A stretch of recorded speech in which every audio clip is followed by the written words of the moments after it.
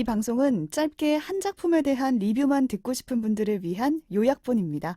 전체 방송에는 더 풍성한 내용이 담겨 있으니까요. 책플릭스 채널을 확인해 주세요.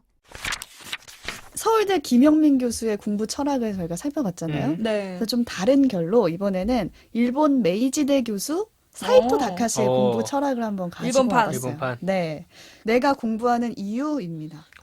제목부터 네. 이게 의도가 확실한 책이네요.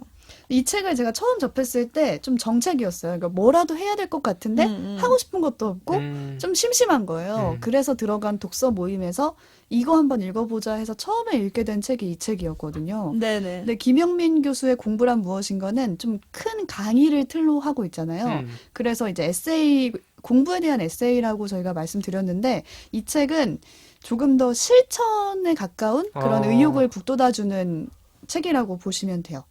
그러니까 사이토 교수는 강의를 막 다니다 보면은 이런 질문을 많이 받으신데요. 어떤 위기의 순간에도 흔들리지 않는 내공을 키우는 법을 알려달라. 그런 거 좀 알려주세요. 전수해주세요. 이런 말들을 많이 받나 봐요, 질문을. 근데 여기에 사이토 교수는 당장 써먹기 위한 공부가 아니라 공부 그 자체를 즐기는 삶의 호흡이 길어지는 공부를 하라고 합니다. 예를 들어 이런 거예요. 요즘에 직장인들 중에 일본에도 샐러던트가 있대요. 샐러리맨과 학생, 스튜던트를 어. 합쳐서 그래서 일본도 똑같은 거죠. 공부하는 직장인이 많은 거예요. 그러니까 낙오하지 않기 위해서 뭐 혹시 모르니까 토익 점수. 자격증도 따고 맞아, 뭐 맞아. 이런 거죠. 그런 의미에서. 그런 의미의 공부를 하는 직장인이 많은 거예요. 근데 그 공부가 삶의 호흡을 깊게 하는 공부가 아닐 수도 있다라고 이 저자는 말을 해요. 그런 공부는 그냥 일시적인 만족감을 주는 얕은 호흡의 공부라고 하면서 교수가 말하는 깊은 호흡의 공부는 생각의 힘을 키워주고 뭔가 자신만의 안목을 갖게 하는 공부라는 거예요. 그러니까 예를 들어서 이렇게 말을 해요. 자기 개발에 뛰어든 많은 젊은이들이 해결되지 않는 갈증을 느낀다. 내가 공부를 하고 있으니 미래에 대한 불안도, 일상이 아무 의미가 없는 것처럼 느껴지는 허무도 사라져야 하는데 달라지는 게 별로 없다. 달라지는 것이 없다는 게 공부를 제대로 하고 있지 않다는 의미는 아닌지 초조함은 더욱 커진다. 이 악순환에서 벗어나려면 호흡이 깊어지는 공부를 해야 한다라고 하면서 문학, 철학, 사학, 뭐 물리학, 수학, 음악, 미술 이렇게 순수 학문을 공부하라고 하는 거예요. 근데 여기서 저는 네. 너무 추상적이고 별로 딱 봐도 재미가 없잖아요. 뭔가 이렇게 갑자기 내가 물리학을 배우기 시작한다는 게 와닿진 않죠. 그게 호흡이 깊어지는 공부라고 하면은 너무 당황스러운 거예요. 근데 그 뒤에 이어지는 문장이 이래요. 나에게 고민을 상담하는 젊은이들에게 이런 조언을 하면 굉장히 낯설어하고 어려워한다. 지금 내 고민을 해결하는 것과는 전혀 상관이 없어 보이기 때문이다. 그러나 그 고비를 넘기면 차차 내 안에 내공이 쌓이고 목적과 의미를 찾는 것조차 어려웠던 인생을 스스로 헤쳐나갈 힘이 붙는다는 걸 느끼게 될 것이다. 라고 말을 하거든요. 약간 수영하는 것 같아요. 수영하면서 점점 발차기 근육이 하다가. 붙고 호흡이 길어지고 이제 내 맞아. 삶을 물에 빠져도 안 죽어. 이 부분을 읽으면서 제가 기억난 선배의 말이 있는데 얼마 전에 제가 한 선배한테 공부가 뭐라고 생각하냐 이 주제를 우리가 다룰 거다라고 하면서 이제 저도 물어본 주변에 적이 맨날 있어요. 공부란 무엇인가 이 질문 많이 하고 다녔어요. 이게 뭐냐? 땡땡씨 공부란 뭘까요? 내가 싫어하지 이참에 않았나요? 정말 책플릭스 때문에 이상해졌다고.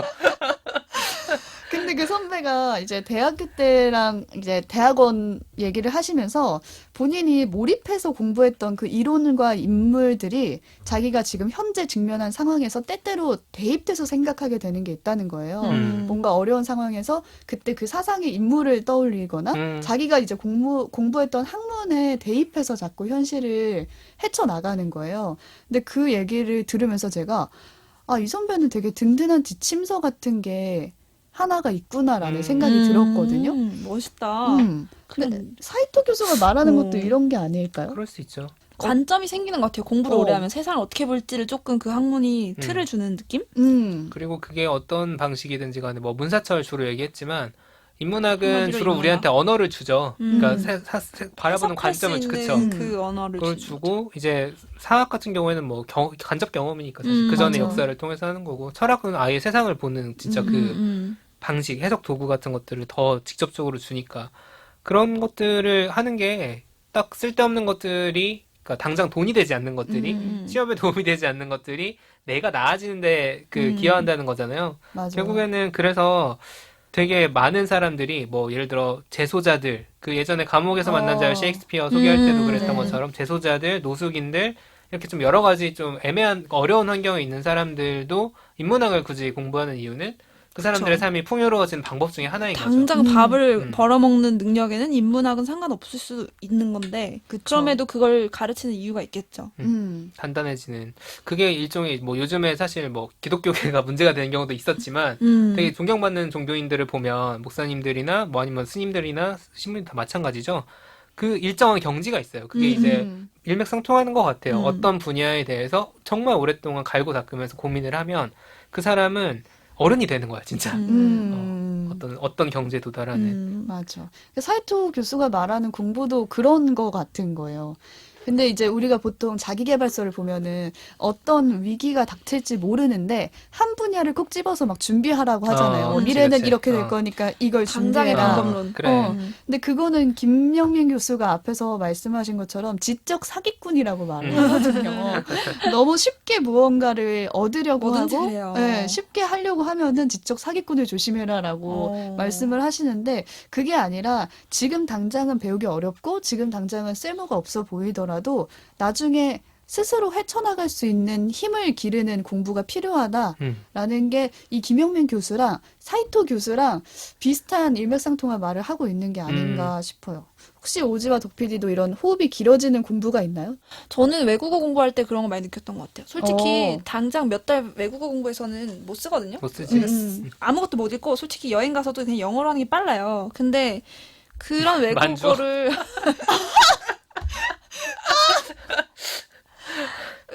저는 갑자기? 이제 언어학과다 보니까 이제 라틴어도 다양한 언어를 어. 조금씩 많이 배웠어요. 어. 불어, 이태리어, 독일어 조금씩 다 배웠거든요. 근데 솔직히 못 써먹어요. 못 써먹는데 그 언어를 공부하면 그 나라 문화에 대해서 조금씩 어쨌든 그래. 배우게 맞아. 되고 그 같이 배우잖아. 그 관점이 그 언어가 사실은 조금 세상을 보는 관점이랑도 연결이 다 돼 있기 때문에 맞아. 예를 들어서 그런 식으로 도움이 설명을 됩니다. 많이 하죠. 테이크라는 영어 단어가 영어로는 테이크 한다는데 그 음. 한국어 사전 보면 막 7개씩 나오잖아. 맞아요. 여러 가지 맞아. 상황을. 근데 맞아요. 그 모든 한국어를 7개가 되는 그 상황이 영어권 사람들한테는 다 테이크인 거야, 그냥. 그런 그런 식으로 반대의 경우도 언어마다 있고. 예, 그쵸. 언어마다 다 다르죠. 그래서 세상을 이렇게 편집하는 그 관점이나 방식이 엄청 언어에 따라서 달라지기 때문에 그쵸. 당장 내가 프랑스인이랑 대화 못하고 여행 못 가도 그 프랑스어 자체를 배우는 것만으로도 이 나라 문화와 이 사람들이 세상을 어떻게 보는지를 조금 간접적으로 느낄 수 있고 그 과정이 되게 즐겁거든요. 그래서 뭐 하다못해 요리 얘기를 배워도 그렇고 뭐 중국어를 배우면 중국 요리나 중국 사람들의 생활상에 대해서 배우니까 그런 게 진짜 별로 쓸모 없어도 재미있고 유의미했다고 생각해요. 저는. 재밌지. 저 같은 경우는 대학원까지 다녔으니까 이제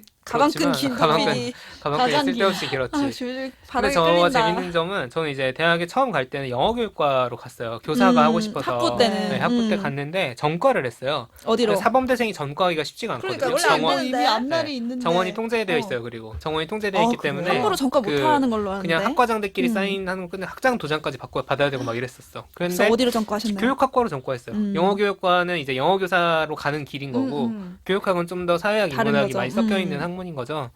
그렇게 하고 뭐 어쩌다 보니까 대학원까지 다녔는데 이렇게 앉아있어. 근데 지금 여기서 지금 이러고 있잖아. 근데 이게 전공대로 꼭 진로를 가질 않아요, 사람들이. 그런 경우 거의 네, 없는 것 같은데. 그렇진 않고 사실 저는 이제 자기소개서 쓸 때도 언론사는 사실상 교육기관이다 이러고 써놓고 들어오긴 했는데 저도 언어란 네. 이러면서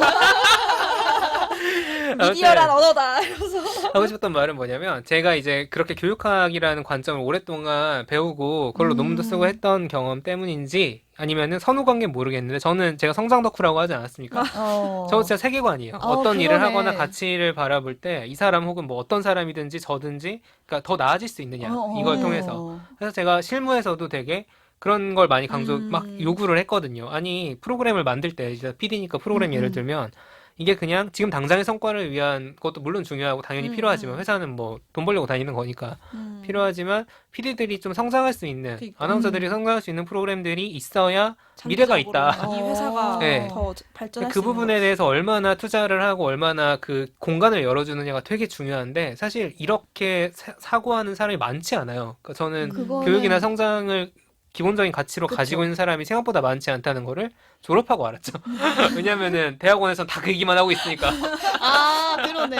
세상과 좀 단절됐어. 네. 그 소리 그게 하다가. 문제야. 네, 아무튼 그런 식으로 관점을 주죠. 그게 진짜 공부인 것 같아요. 세상을 바라볼 수 있는 나만의 지침서가 생기는 그런 학문을 공부해보는 게 좋다라고 이 책에서도 말하고 네. 있고, 저도 그런 학문이 하나쯤은 있었으면 좋겠다. 아이고, 대학원 가겠네. 라고 생각은 드는데, 이제 이 사이토 교수는 그게 막 너무 전문적일 필요는 없다는 거예요. 우리는 이미 졸업을 했고, 우리가 사회적 기준으로 공부하는 시기는 이미 넘어온 사람들이잖아요. 그랬을 때 각자만의 기준을 가지고 이제 공부하면 된다라고 말을 하거든요. 네. 이외에도 책에는 이런 내용이 있어요. 교수 본인이 인상 깊었던 공부법이 막 담아져 있는데, 공자의 공부법, 소크라테스의 생각법, 실제로 자기 개발서네요. 그래. 또 공부법에 사이토 대한. 교수 본인의 공부법도 담겨져 있어요. 그리고 중요한 건 이런 공부법이 드린 대로 뭔가 시험을 잘 보기 위한 공부법이 아니라는 거죠. 평생 성장하고 싶은 사람들을 위한 사이토식 공부법. 이게 제목이거든요. 챕터 네 사이토식 번째. 공부법. 네. 결국 공부가 얘기해볼 수가 없긴 하네. 시험에 국한되지 않고 평생 할 수 있는 그런 공부라고 이 책에서는 딱 말을 하고 있고, 그 공부를 고민하고 있는 분들이라면 어떻게 하면 좋을지 다양한 방법을 제시해주는 책이어서 추천합니다. 네. KBS 다큐멘터리 중에 이거랑 비슷한 공부하는 인간이라는 다큐멘터리 시리즈가 있었거든요. 오. 호모 아카데미쿠스라고. 그래서 여기서 뭐 그 이집트인의 공부법, 유태인의 공부법 이런 식으로 당시에 이제 사람들한테 화제가 됐던 공부법들을 중에 어떤 게 가장 효율적인 거냐. 그래서 하버드 학생들을 대상으로 실험한 이런 다큐멘터리 있었는데, 그것도 좀 저도 시리즈 다 보지는 못했는데 약간 일맥상통하는 것 같아요. 오, 이 맞아요. 공부법이라는 것 자체에서 조금 착안을 한 다큐. 함께 보시면 좋겠네요. 책플릭스.